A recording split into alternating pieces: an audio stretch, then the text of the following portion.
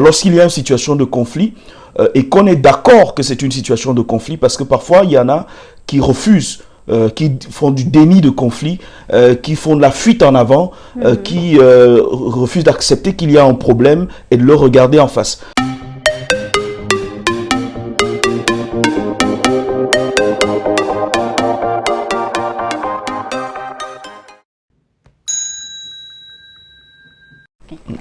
Bonjour, bonjour, bienvenue, j'espère que vous allez bien. Alors aujourd'hui, on se retrouve pour le 3e épisode de Pense les hommes. Si vous n'êtes pas encore abonné à la chaîne, ce sera un plaisir de vous voir cliquer sur le bouton s'abonner ou subscribe. Et aujourd'hui, je suis avec Stéphane et nous allons aborder le sujet de la gestion des conflits. Comme d'habitude, je vais laisser à mon invité le soin de se présenter. Il va nous dire qui il est, ce qu'il fait dans la vie, s'il est marié ou pas, depuis combien de temps. Alors Stéphane, à toi la parole. Alors merci beaucoup Letty pour le privilège que tu me donnes de partager sur cette problématique, ce que pensent les hommes. C'est bien de s'en soucier, oui. Beaucoup ne s'en soucient pas du tout et peut-être c'est pour cela que les femmes ne comprennent pas toujours ce que pensent les hommes.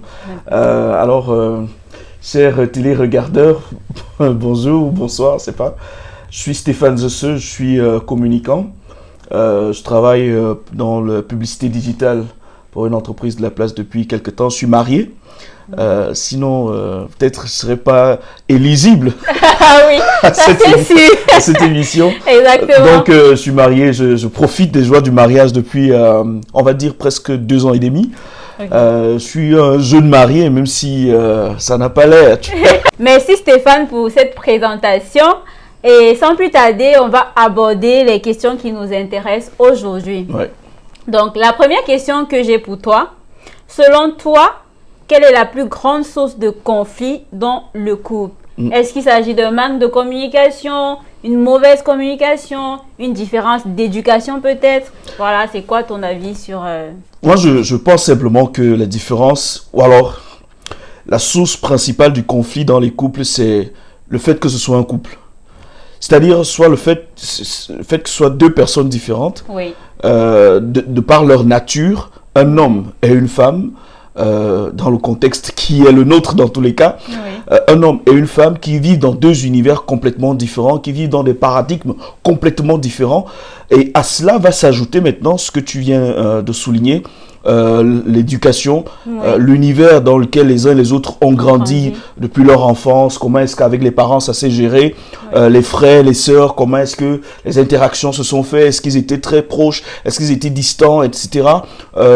Psychologiquement, quelles sont les frustrations qu'ils ont eu à vivre au cours de leur vie, etc. Oui.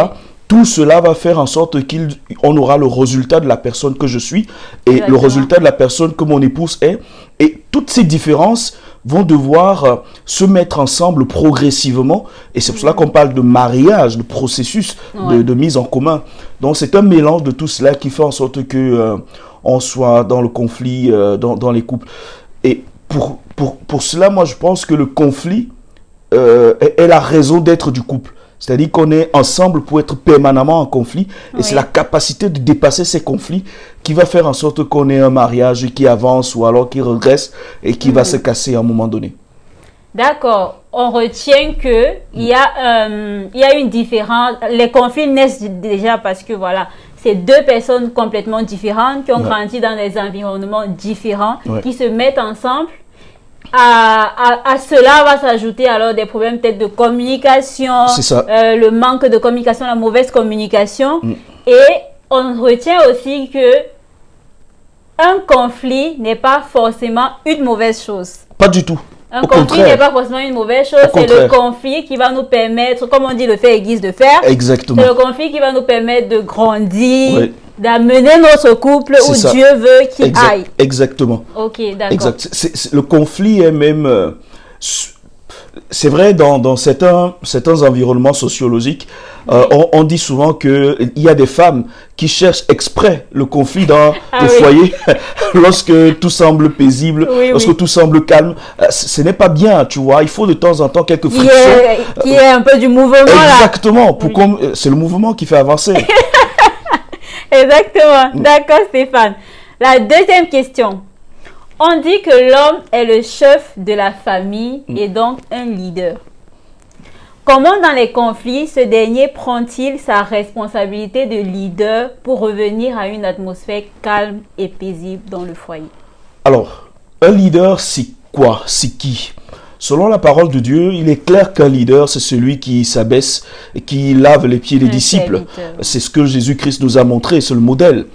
Alors, c'est un paradigme complètement différent de ce qu'on a dans l'entendement commun du leader, parce que dans nos sociétés, je ne sais plus si on est des sociétés matriarcales ou patriarcales, mais toujours est-il que l'homme avait une forte domination et on avait le sentiment que l'homme est celui qui doit marteler et dire absolument comment est-ce que toutes les choses doivent se passer et qu'il est l'alpha et l'oméga des décisions qui se passent dans sa maison. Alors cela, c'est parce qu'il est le responsable, in fine, de ce qui se passe dans sa maison. Il est celui qui devrait répondre aux yeux de la société de ce qui se passe dans sa maison. Mais dans les faits, c'est lui qui devrait faire profil bas, généralement. C'est-à-dire, lorsqu'il y a une situation de conflit, et qu'on est d'accord que c'est une situation de conflit, parce que parfois, il y en a qui refusent, qui font du déni de conflit, qui font de la fuite en avant, qui refusent d'accepter qu'il y a un problème et de le regarder en face. Dès que nous sommes d'accord qu'il y a un problème, et que on s'est dit, ok, je suis le chef de famille, d'après ce qu'on s'est accordé de comprendre, d'accepter, je fais profil bas, je me dis, ok, en tant que chef de famille, j'ai donc la responsabilité de réparer. Je choisis, est-ce que je veux qu'on avance ou je veux casser, détruire, je veux obliger l'autre à marcher selon ce que je veux, même si on ne va pas avancer ensemble, c'est à moi de décider. Et pour ma part, personnellement, j'ai toujours cette attitude à revenir sur mes pas, à reconsidérer mes voies et à me dire, ok, selon cette situation, j'ai raison, mais j'accepte parfois d'avoir tort. Tu vois, j'accepte de dire, ok, j'ai raison, certes, ici, mais pour qu'on ait la paix, pour qu'on puisse avancer, pour que l'autre arrive au niveau de compréhension que moi j'ai du conflit et accepte les solutions que je propose pour le conflit, je fais mea culpa, je descends un tout petit peu, je reviens à son niveau, à ce qu'elle considère comme solution pour le moment, sachant que parce que ce n'est pas la bonne solution, on va s'en rendre compte très rapidement. Je reviens et puis on essaie de discuter, on s'accorde là pour l'instant. Et puis, on commence à avancer. Ce qui est sûr, dans 3-4 mètres plus loin, on va se rendre compte que ce n'était pas la bonne solution. Et je vais te dire, oui, je te proposais la bonne solution, tu vois. Mais comme je voyais que tu n'étais pas encore prête à écouter. Voilà, c'est ça. Voilà, je t'embarque maintenant dans la nouvelle solution. Et puis, on va avancer. D'accord. Donc, pour se résumer là-dessus, le leader de la famille n'est pas celui qui va obliger forcément l'autre à aller dans un sens ou dans un autre. C'est celui qui réussit à créer le dialogue, réussit à revenir sur ses pas, réussit à faire en sorte que les deux partenaires avancent ensemble. Instaurer un climat de paix.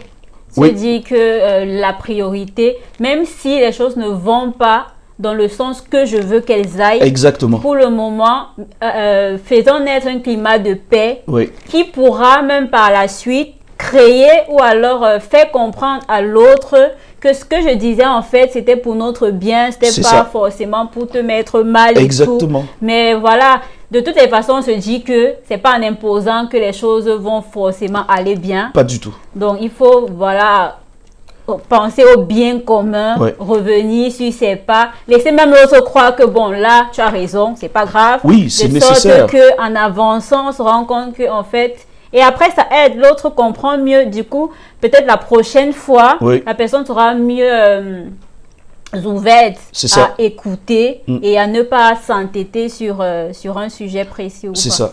Parce que tu vois, Laetitia, le problème est beaucoup plus fort lorsque on est sur un sujet délicat sur lequel nous ne sommes pas du tout d'accord.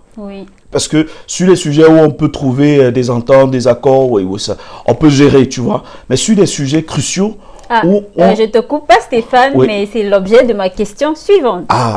Voilà. Pardon. La troisième question. Il y a très souvent des sujets sensibles dans le couple qui ouvrent facilement la porte au conflit. C'est ça. Comment aborder ces sujets? Par exemple, ce sera un exemple banal, peut-être la propreté dans la maison, le manque de sagesse, la gestion des finances, la sexualité. Ouais. Parfois, c'est des trucs, des sujets où si tu t'y prends mal, ça blesse facilement l'autre. C'est ça. Donc, comment aborder ces sujets avec sagesse pour éviter en fait que les conflits naissent? Tu parles de sexualité, par exemple.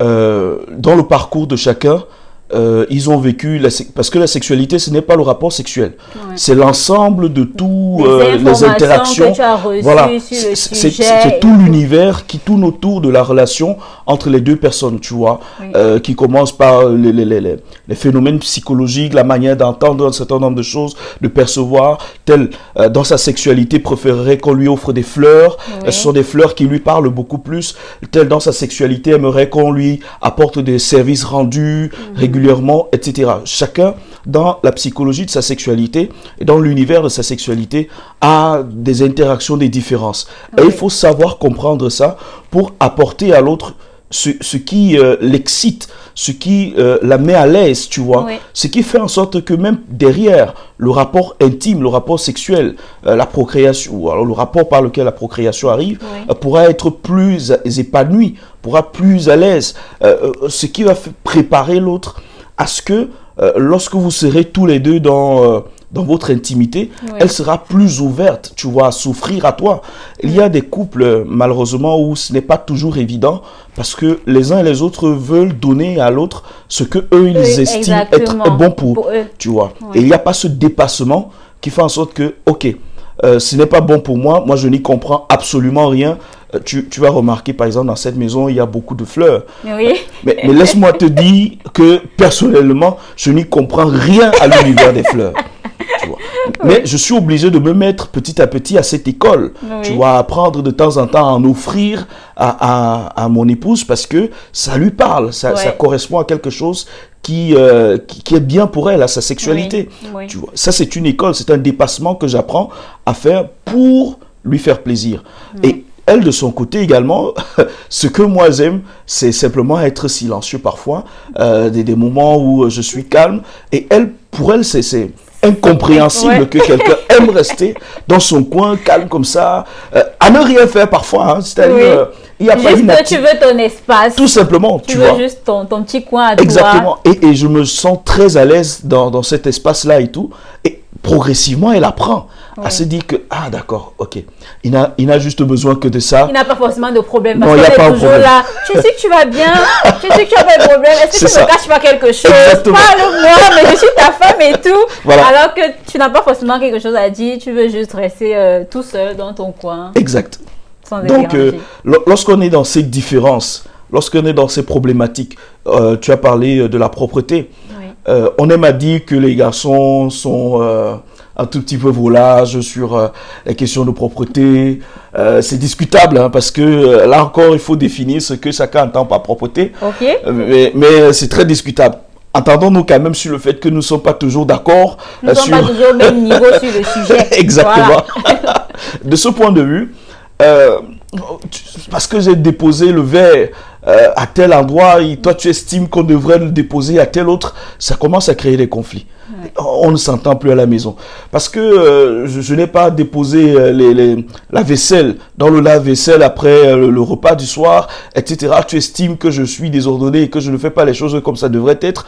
Voilà une autre source de conflit. Donc, par rapport à ce sujet, comme tu es un homme, ouais. Comment est-ce que tu aimerais donc que ta femme aborde ce type de sujet pour que tu ne te sentes pas forcément frustré, forcément blessé? Quelle est la Et que je n'ai pas l'impression que c'est ma mère. Voilà, exactement. Que tu n'as pas, que ta mère qui tombe derrière toi. Stéphane, tu n'as pas fait ci. Stéphane, tu n'as pas fait ça. Je vais te punir. C'est ça, c'est ça. Ça ne marche pas. Ouais, c'est quoi la démarche qui te ferait, en fait, qui te mettrait dans les conditions pour pouvoir la rejoindre, peut-être pas forcément à son niveau, mais upgrade un peu pour diminuer le niveau des tensions.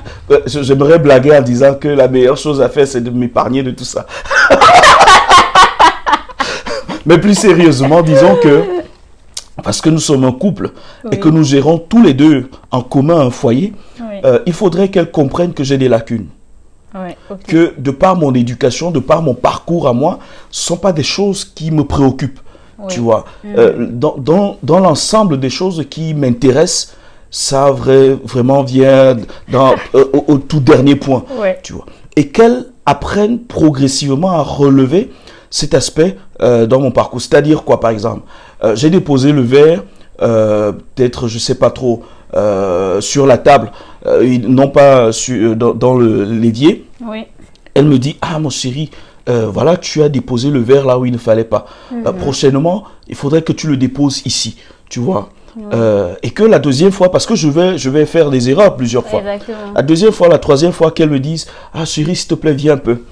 Et il y a le verre, elle dit, ah d'accord, je voulais juste que tu prennes le verre et que tu le déposes ici. Ça va m'énerver, ça va me faire me sentir bizarre, mais c'est ça le processus de l'apprentissage. Elle va le dire avec le sourire, elle va le dire avec... En te faisant même un bisou après. Par exemple, ah ouais. tu connais. En appuyant avec des bisous et des caresses, des tendresses. Te mettre à l'aise, même si elle te fait un reproche, mais que tu te sens un peu comme pour faire passer la pilule. Ah, c'est ça. Par exemple, c'est un peu ça le mécanisme. Et progressivement, je vais commencer à considérer, parce que je ne vais plus voir le geste comme étant un geste mécanique simplement, mais je vais voir un geste comme quelque chose qui va me faire profiter d'un biscuit, tu vois, qui va me faire profiter d'un câlin, qui va me faire profiter, et c'est pas, tu vois un peu. Donc je vais gagner quelque chose en retour, qui n'est pas forcément le fait de voir le verre être posé parce que ça m'intéresse pas, mais d'avoir plus d'attention, parce que je suis nourri d'attention, tout simplement. Donc, et progressivement, je vais peut-être adopter des attitudes meilleures selon ce qu'elle attend de moi. Et vice versa aussi, vice versa, parce que elle aussi parfois il y a des choses qui sont difficiles à passer. Exactement. Donc mesdames, on n'écrit pas, on ne boude surtout pas, on ne jette pas ci, on jette pas ça. On ne fait pas comme si ça devait être automatique. Voilà, on vient avec douceur. Dès qu'on a dit automatiquement, ça devrait s'enchaîner comme ça. Oui, c'est ça aussi notre problème, parce que quand une femme dit chérie, je veux que tu sortes de la poubelle, ce qu'il faut entendre, c'est chérie, je veux que tu sortes de la poubelle maintenant. Si tu sors dans 3 heures, ce n'est plus la même chose, ce n'est plus la même instruction. Ça aussi, il faut comprendre les femmes. Mais bon, ça c'est un autre sujet. Si tu veux qu'on sorte la poubelle maintenant, déjà, demande si on a le temps maintenant pour le faire. Hein? Si tu trouves qu'on a le temps maintenant pour le faire, propose qu'on le fasse maintenant, en précisant que tu souhaites qu'on le fasse maintenant. Parce que vous aussi, vous avez cette attitude qui tend à faire en sorte qu'on devine, qu'on doive deviner absolument tout ce que vous avez dans la tête. Voilà. Vous avez des discours semi-dits qui font en sorte qu'on ne sait pas exactement ce que tu voulais au moment précis. Donc, il faut être très clair. Pour nous, on aime quand c'est plus précis, c'est plus clair. Et surtout quand tu te soucies d'abord qu'on a le temps pour le faire. D'accord. C'est aussi important. D'accord. Merci Stéphane pour cette réponse très riche. Donc, la 4e question. Comment gérer un désaccord sans que celui-ci ne donne lieu à un conflit? Donc, il y a une situation donnée, tu as ton opinion, j'ai mon opinion, on n'est pas forcément d'accord. Mais comment, en fait, gérer ce désaccord-là pour que, avec le temps, ça ne devienne pas une source de conflit?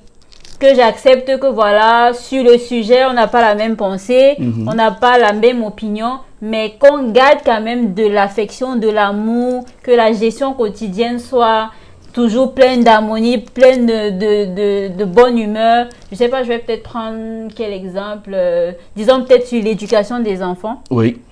Toi, tu veux pas forcément que tes enfants regardent la télé. Oui. Ta femme, elle a aucun problème à ce que les enfants regardent la télé. Peut-être pour chez nous, c'est peut-être l'inverse. Ce serait peut-être l'inverse, je t'assure. Mais comment faire, voilà, vu que c'est une situation qui va, qu'elle a, comment faire pour que ça ne crée pas des conflits? Alors, ça peut paraître simple, mais dans les faits, je t'avoue que ce n'est pas toujours facile.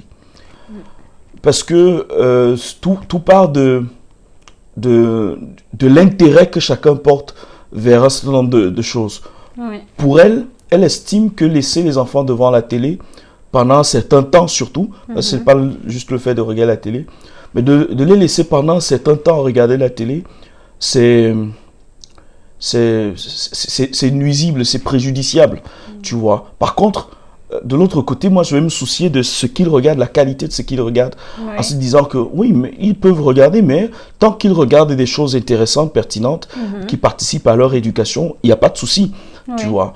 Moi, j'ai pas de problème par rapport à cela. Je pense que un tel désaccord, avec le dialogue, tous les deux, on va faire un programme, on va se dire, ok, si on est d'accord sur ce programme, ils peuvent regarder la télé de vendredi soir jusqu'à dimanche, il n'y a pas de souci. Et puis, on va se soucier de la qualité derrière. Pendant la semaine, il y a les cours, il y a l'école, un certain nombre de choses, etc. Et là, ça va. À côté, il y a d'autres conflits qui sont encore plus coriaces, tu vois. Lorsqu'il faut décider de l'école que l'enfant va faire, parfois même au niveau personnel, lorsqu'il faut décider de telle entreprise, quand on veut quitter son entreprise pour aller dans telle autre entreprise, lorsqu'il faut décider d'un investissement, on veut faire un investissement quelque part, qu'est-ce qu'il faut choisir, lorsqu'il faut décider même, parce qu'il y a un frère ou une sœur ou un membre de la famille qui est dans le besoin, il faut donner, apporter une aide à un certain montant, il faut décider de combien. Ce sont des petits soucis, ou bien peut-être mes parents ou ses parents ont un tel besoin. Quand chacun était seul de son côté, il gérait, tu vois.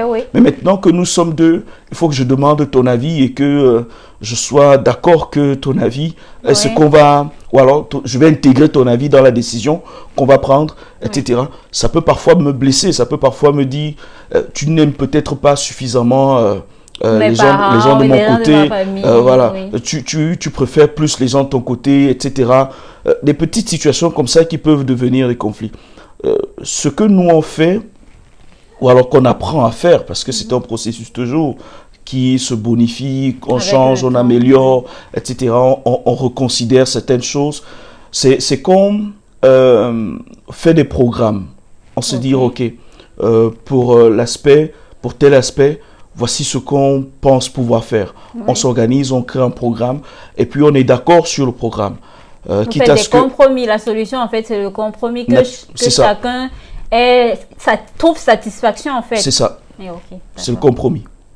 Exactement. D'accord, Stéphane. Alors, la prochaine question.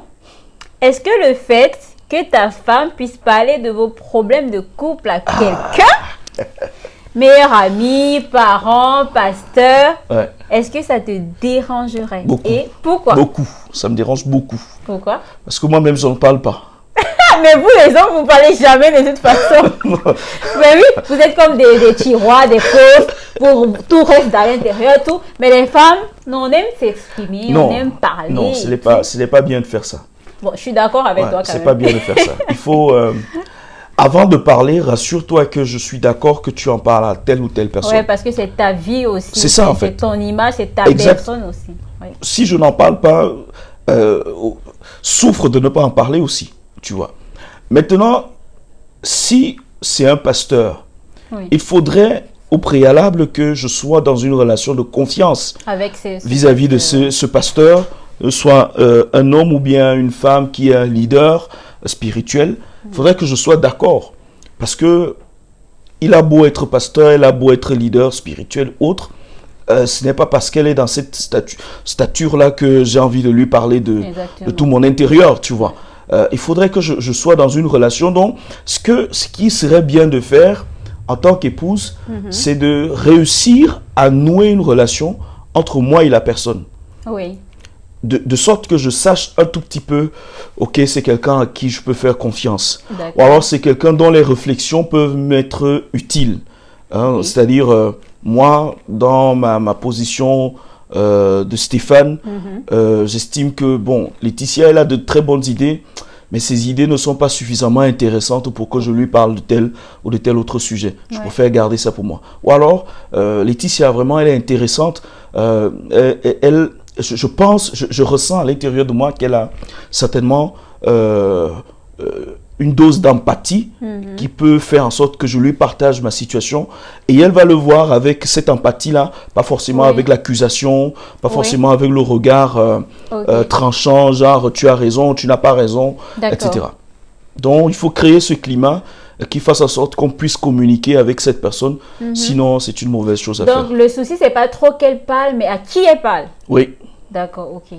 À qui elle parle. Surtout, si tu n'es pas d'accord, forcément qu'elle parle de vos sujets à telle personne. C'est ça.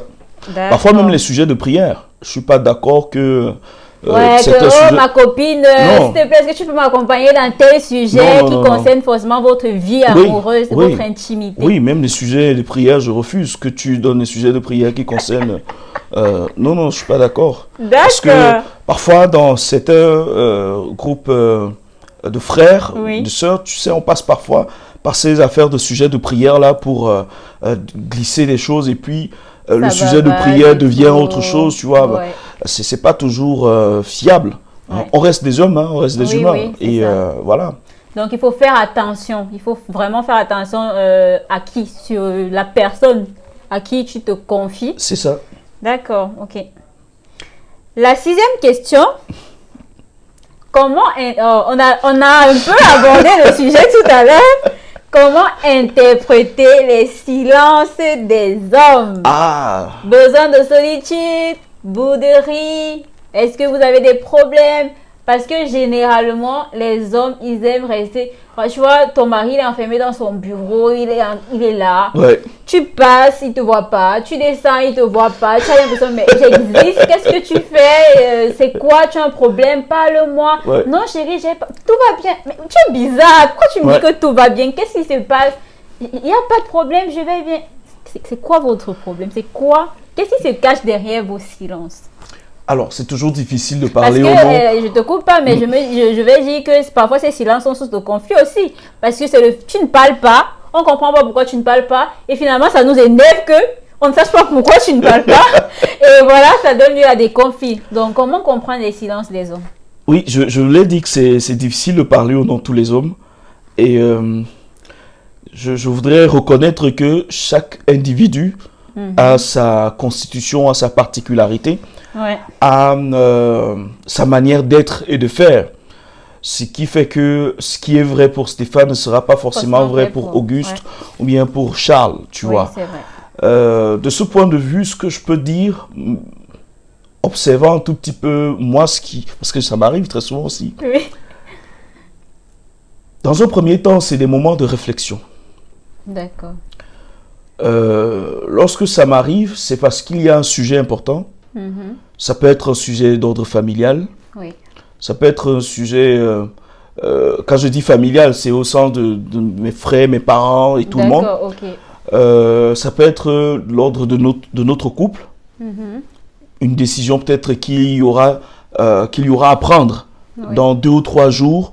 Et je veux prendre du temps pour maturer, pour mûrir. Ou alors une attitude que tu as eue et que je ne comprends pas bien. Je veux prendre le temps pour comprendre, pour mesurer ce qui s'est passé. Quand je dis tu, c'est l'épouse, tu vois. Oui. Ou alors un sujet professionnel, au niveau du travail, au niveau de mes relations avec des partenaires et tout.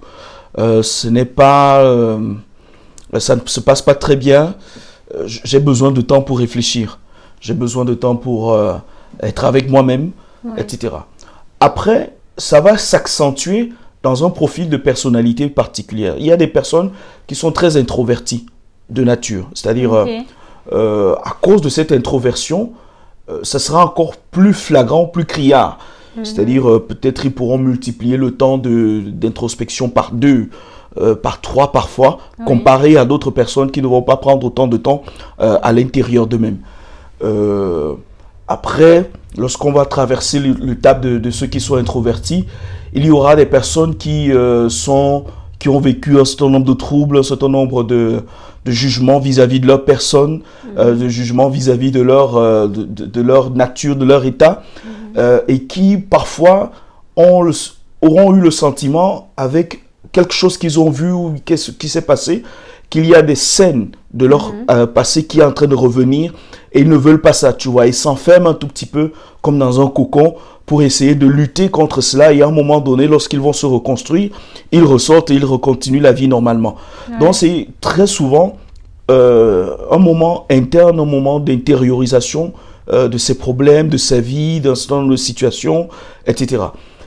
Et la meilleure attitude, de mon point de vue, D'accord. que l'épouse peut avoir à ce moment, ce n'est pas de s'inquiéter, dans un premier temps. Il ne faut pas s'inquiéter. Au contraire, tu peux venir t'asseoir à côté de lui, simplement. Sans rien dire. Tu prends sans un rien livre, faire. tu lis. Tu prends, peut-être tu es avec tes écouteurs, tu regardes, c'est pas un documentaire, sans rien faire, tu vois. Ouais. Et à un moment donné, il pourra te demander, s'il te plaît, est-ce que tu peux me faire, est-ce que tel truc, tu penses tel problème. Et c'est comme ça que, sans que tu ne dises mot, il pourra commencer à s'ouvrir et te dire un certain nombre de choses. Et surtout, il ne faut pas dire quelque chose, il ne faut pas que tu donnes l'impression que tu veux le sonder. Oui, je veux creuser. Non, creuser. Les portes se ferment automatiquement, tu vois, parce que c'est son intérieur, il est en train il y a un bouillonnement, tu vois. Ouais. Et du coup, pour que tu puisses participer, le mieux parfois, c'est de rester à côté de lui, de rester en silence, dans le calme et tout. De ne pas chercher à le titiller, de le taquiner, comme si tu ne vas pas bien, allez, je te provoque un peu. Ouais, c'est ça, je te voilà. force un peu là, joue avec non, moi et tout, tu es trop calme depuis un certain temps. Parfois ça peut donner, tu vois, parce que après nous sommes des êtres humains, des êtres, ce n'est pas mathématique ce que je suis en train d'exprimer, tu vois. Ça peut aller, mais le plus clair du temps, je pense que en restant simplement à côté de lui, en partageant son silence. C'est ça, voilà. Je crois que c'est ça le bon mot. Ouais. Partager son silence. En fait, ne pas non plus fuir, non. le laisser non, dans non, son coin, non, genre vraiment je te laisse tout seul. Oui. Partager son silence sans toutefois perturber son silence. Voilà. Parfois selon qu'il est au salon, au bureau et tout, tu peux venir juste t'asseoir et poser ta tête sur ses pieds, sur son dos et tout, juste partager son silence, reste là, être à côté de lui, tout simplement, tu vois. Et puis le reste va se faire simplement. Rassurez-vous, il n'a aucun problème avec vous. Il ne t'en veut pas, il n'y a rien. D'accord, on prend note. Merci Stéphane pour cette réponse très riche, parsemée de beaux conseils. Donc la dernière question que je vais te poser, quel conseil donnerais-tu en tant qu'homme à un homme qui cherche à vivre dans une atmosphère calme et paisible dans son foyer, loin de conflits permanents? Alors, c'est pas toujours un bon rôle que d'être celui qui dicte ou qui prêche à autrui ce qui est à faire. Mais mon frère ne considère pas ce que je suis en train de dire comme un diktat ou alors comme une règle. C'est pas une règle. Ce que je peux dire, c'est que le conflit, c'est une situation permanente. Pas permanente parce qu'on va rester toujours dans les problèmes à se disputer, à discuter. Non.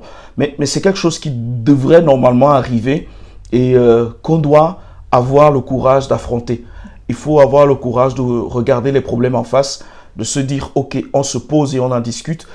C'est vrai que nous, on n'aime pas souvent la phrase des femmes là, il faut que je te parle. Il y a quelque chose à te dire. J'ai quelque chose à te dire. Est-ce qu'on peut parler, s'il te plaît? On n'aime pas trop ça parce que ça a l'air des warnings et tout. Mais il faut avoir le courage de vivre ces moments. Ça nous mature aussi. Ça nous fait grandir.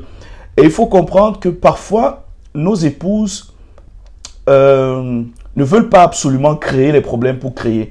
Ouais. C'est juste qu'elles, dans leur univers, elles ont des paradigmes qui sont différents d'une autre.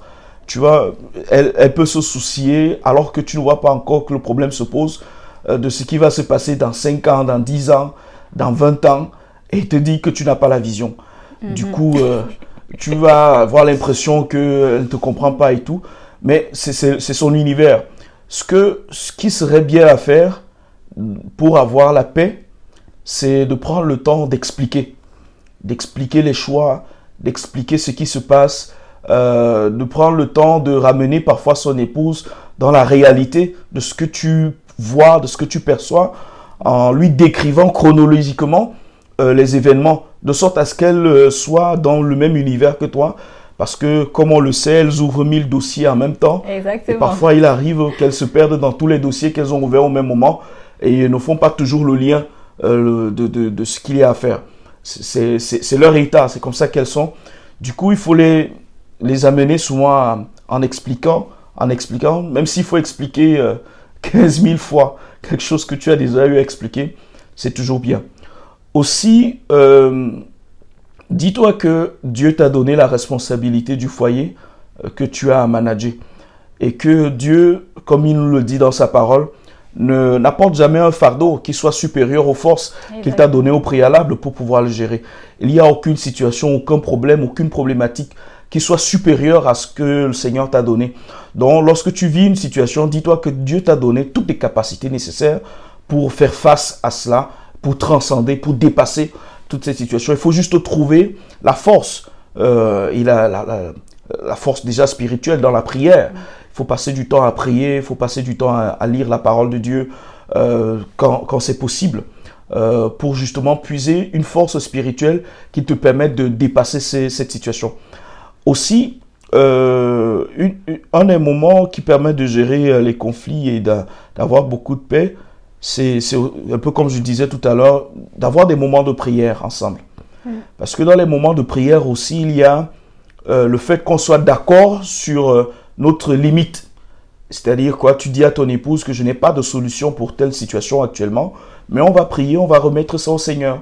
De la même manière que le problème que tu poses ou alors telle situation qui arrive, bref, je ne sais pas trop quoi, on n'a pas de solution.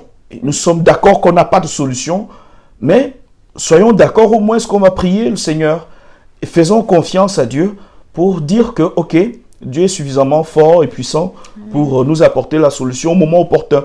Donc, on lui remet ça et puis on continue de vivre notre vie de notre côté, pas forcément en oubliant le problème, mais en se disant que c'est entre les mains du Seigneur. Amen, amen, amen. Merci Stéphane. Quant à moi, j'ai 2 versets que j'aimerais vous partager sur le sujet que j'ai trouvé dans la Bible pendant mes lectures. Alors, Éphésiens 4, 26, 27 qui dit « Si tu te mets en colère, ne pêche pas, que le soleil ne se couche pas sur ta colère et ne donne pas accès au diable. » Donc, quand tu es en colère, je dis pas que c'est facile de dire que je ne dois pas dormir avec un problème et tout. On a tous essayé, mais l'orgueil a fait qu'on finisse par dormir, chacun de son côté. C'est vrai. Mais la Bible nous recommande on doit souvent chacun donne le dos à l'autre.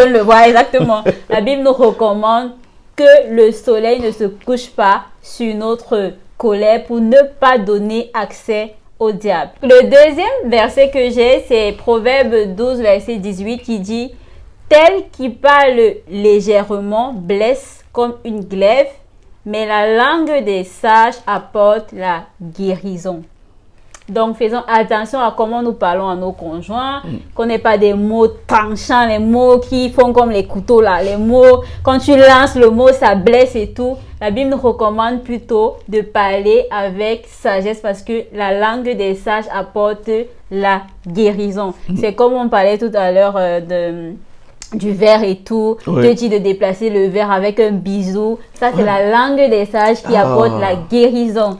Alors que te dit, chérie, pourquoi tu as encore laissé le verre là-bas? Ça, c'est qui parle avec légèreté blesse. Donc, on va faire un effort de suivre les recommandations de ces 2 versets et avec la grâce de Dieu, ça pourra aller. Donc, merci Stéphane pour cette interview. Nous sommes arrivés au thème de cette interview. Merci pour ta disponibilité, merci pour tes conseils, merci pour cet échange qui était très enrichissant. Et voilà, nous, on se dit à la semaine prochaine pour un nouvel épisode de Ce que pensent les hommes. Stéphane, quant à toi, j'ai notre quiz de la fin à te passer. Ah, d'accord.